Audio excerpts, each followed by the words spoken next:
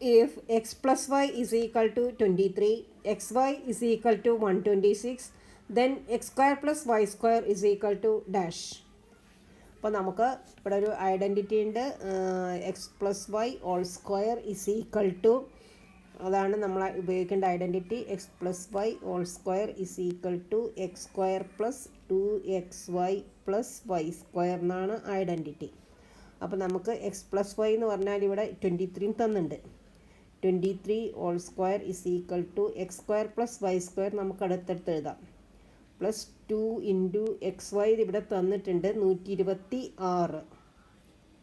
23ൻ്റെ square 529 is equal to x square plus y square plus 126 into 2 നമ്മൾ ചെയ്താൽ നമുക്ക് എത്ര കിട്ടും?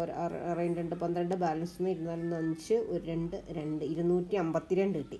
അപ്പോൾ x square plus y square is equal to 529 minus 252.